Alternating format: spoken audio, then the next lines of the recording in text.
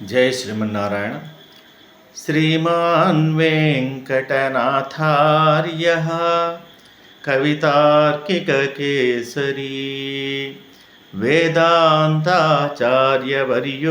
मे सन्निधत्तां सदा हृदि। श्रीमते रामानुजाय नमः। శ్రీ వేదాంత గురవే నమః। పరమ పవిత్రమైనటువంటి శ్రావణ మాసం లోపల అనేక విశిష్టతలు కలిగినటువంటిది శ్రావణ మాసము. ఈ శ్రావణ మాసము దీన్ని మనము శ్రీమాసము అని కూడా అంటాము. శ్రీకరము అంటే సమస్తమైనటువంటి అనేక విధములైనటువంటి శుభాలను కలుగజేసేటువంటిది ఈ యొక్క శ్రావణ మాసము. ఈ శ్రావణ మాసం నుంచి ప్రతి ఇంట్లో కూడా లక్ష్మీ అమ్మవారి యొక్క ఆరాధన, ఇక అనేక విధములైనటువంటి పండగలు కూడా ఈ యొక్క శ్రావణ మాసంలో వస్తూ ఉంటాయి.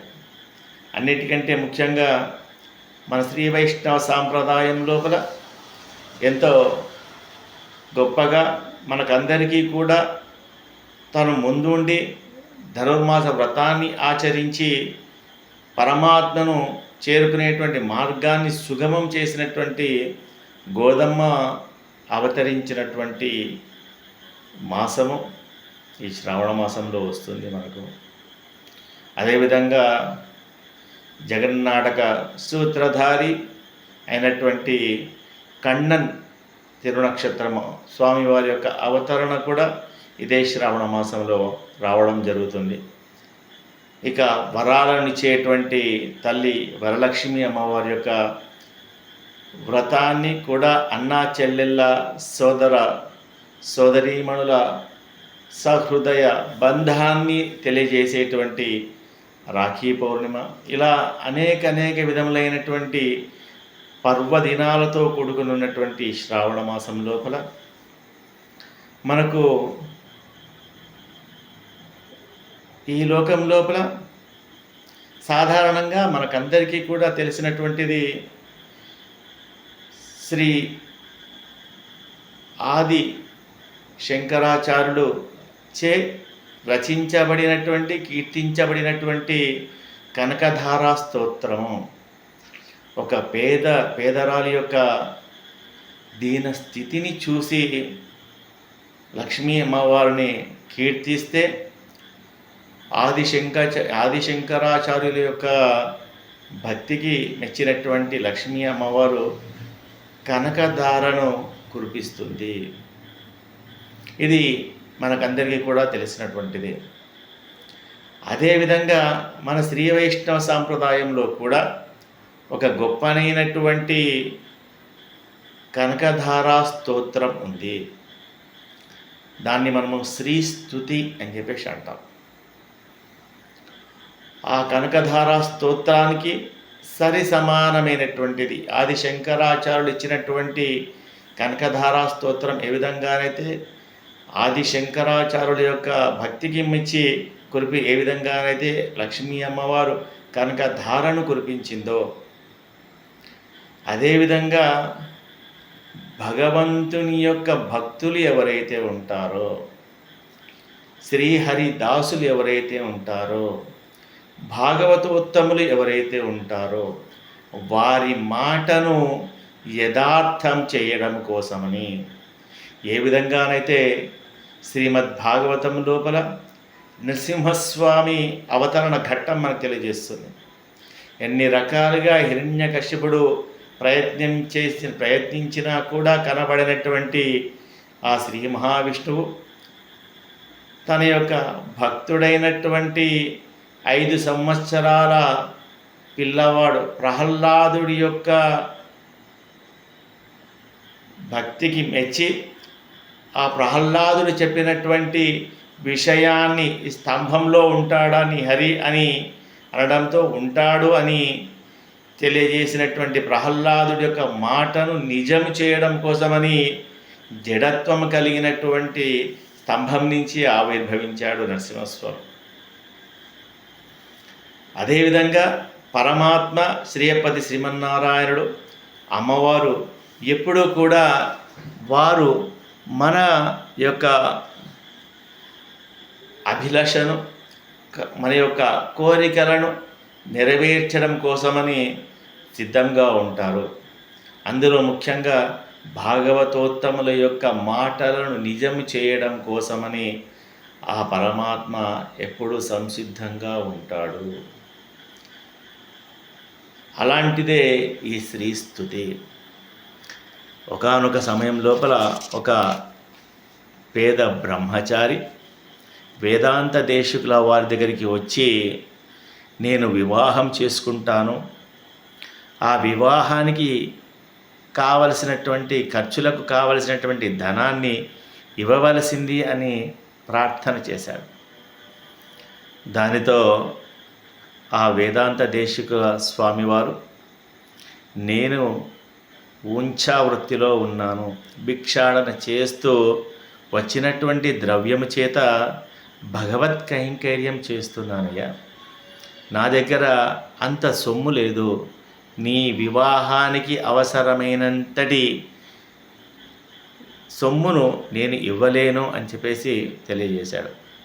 కానీ అతడిని ఆశ్రయించినటువంటి ఆ పేద బ్రాహ్మణుడు, ఆ బ్రహ్మచారి, లేదు స్వామి, నిన్ను ఆశ్రయిస్తే లక్ష్మీ అమ్మవారి చేత కనకవర్షం కురిపిస్తావట, భాగవతోత్తములందరూ కూడా అంటున్నారు, తెలియజేశారు, అందుకోసమనే నేను నీ దగ్గరికి వచ్చాను అని తెలియజేస్తాడు.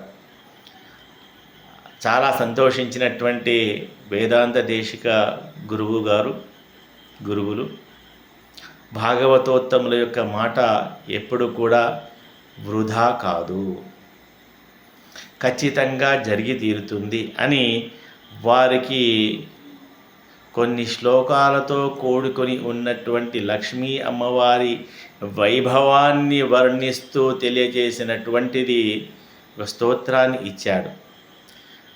ఇది మరునాడు ఉదయం అమ్మవారి శ్రీరంగనాయకి అమ్మవారికి ప్రదక్షిణ చేస్తూ ఈ స్తోత్రం చేసి స్తుతించు, నేను అమ్మవారి యొక్క అనుగ్రహం కలుగుతుంది అని చెప్పేసి తెలియజేశాడు.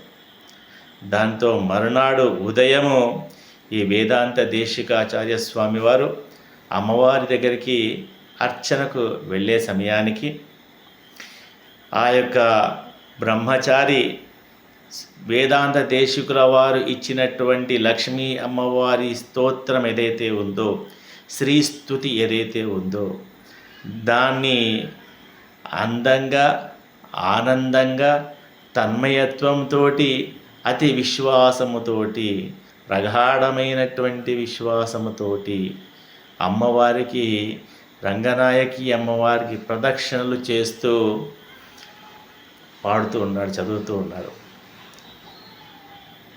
ఎప్పుడైతే ఆ బ్రహ్మచారి ఆర్తత్రాణ అంటూ 15వ శ్లోకం దగ్గరికి వచ్చాడో, అంటే ఆర్త జనులను ఎవరైతే ఆశ్రయిస్తారో వారి యొక్క బాధలన్నిటినీ కూడా తొలగించే తల్లి అంటూ అమ్మవారిని కీర్తించడం మొదలుపెట్టాడు.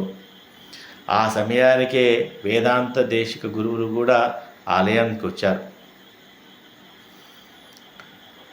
వీరికి ఆ బ్రహ్మచారి కీర్తిస్తున్నటువంటి ఈ శ్లోకానికి దీని తర్వాత ఉన్నటువంటి మరొక శ్లోకము యోగారంభ అంటూ ప్రారంభమయ్యేటువంటి 16వ శ్లోకాన్ని, ఈ 2 శ్లోకాలు కీర్తిస్తున్నంతసేపు కూడా కనక వర్షం కురిపించారట లక్ష్మీ అమ్మవారు.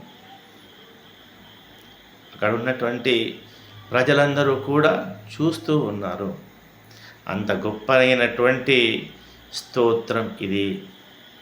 ఆది శంకరాచార్యులు రచించినటువంటి కనకధారా స్తోత్రం ఎంత ప్రభావవంతమైనటువంటిదో, ఎంత గొప్పనైనటువంటిదో, అంతకన్నా కూడా గొప్పనైనటువంటిది శ్రీస్తుతి. అంటే అక్కడ ఆది శంకరాచార్యుడు కీర్తిస్తే అమ్మవారు వచ్చి కురిపించారు. కానీ ఇక్కడ తన భక్తుడి యొక్క మాటను నిజము చేయడం కోసమని అతను ఇచ్చినటువంటి స్తోత్రం స్తుతిస్తున్నటువంటి బ్రహ్మచారి యొక్క అవసరాలు తీర్చడం కోసమని వేదాంత దేశిక గురువు గారు ఇచ్చినటువంటి లక్ష్మీ అమ్మవారి స్తుతిని నిజము చేయడం కోసమని కనకధారను కురిపించింది. అలాంటి చల్లని తల్లి లక్ష్మీ అమ్మవారు. ఆ యొక్క అందుకోసమనే ఈ స్త్రీ స్తుతిని కూడా కనకధారా స్తోత్రము అని మన యొక్క శ్రీ వైష్ణవ సాంప్రదాయం లోపల పిలుస్తూ ఉంటాము. ఎవరికైనా రుణ బాధలు ఉన్న, ఇంట్లో కళ్యాణం కానటువంటి పిల్లలు ఉన్న, ఆడపిల్లలు కానీ మగపిల్లలు కానీ, వారు ఈ యొక్క స్త్రీ స్తుతిని భక్తి శ్రద్ధలతో కనుక కీర్తించినట్లయితే, అమ్మవారిని ప్రార్థించినట్లయితే ఖచ్చితంగా అమ్మవారి యొక్క అనుగ్రహం కలిగి వారి ఇంట్లో సకల శుభాలు కలుగుతాయి అనడం లోపల ఎలాంటి సందేహం లేదు. అమ్మవారు వాత్సల్య గుణం కలిగినటువంటిది. స్వామివారు అంతకన్నా గొప్పనైనటువంటి దయా సముద్రుడు కనుక ఆ లక్ష్మీనారాయణుడు ఇరువురు కూడా అవతరించినటువంటి గొప్పనైనటువంటి మాసం ఈ శ్రావణ మాసము. మాస ఆరంభంలో అమ్మవారు గోదమ్మ తల్లి అవతరిస్తే, మాసం యొక్క చివరి లోపల శ్రీమన్నారాయణుడు కృష్ణ పరమాత్మగా అవతరించాడు. ఈ విధంగా ఇరువురు స్వామి అమ్మవారు ఇద్దరు కూడా అవతరించినటువంటి గొప్పనైనటువంటి ఈ యొక్క శ్రావణ మాసం లోపల ఆ వేదాంత దేశికుల గురువుగారు ఇచ్చినటువంటి స్తోత్రం ఏదైతే ఉందో, స్త్రీ స్తుతి ఏదైతే ఉందో, ఆ స్త్రీ స్తుతి యొక్క వైభవాన్ని మనమందరం కూడా తెలుసుకునేటువంటి ప్రయత్నం చేద్దాం. అమ్మవారి యొక్క అనుగ్రహం చేత, స్వామివారి యొక్క ఆజ్ఞ చేత, గురువు గారి యొక్క మంగళాశాసనాల చేత మనమందరము కూడా ఈ శ్రీ స్తుతి యొక్క వైభవాన్ని తెలుసుకొని మనమందరము కూడా నిత్య పారాయణంలో ఉంచుకునేటువంటి ప్రయత్నం చేద్దాము. ప్రతిరోజు కూడా పారాయణం చేసి ఆ లక్ష్మీనారాయణుల యొక్క అనుగ్రహాన్ని పొందడం కోసం అని చెప్పేసి మనమందరం కూడా ప్రయత్నం చేద్దాం. జై శ్రీమన్నారాయణ.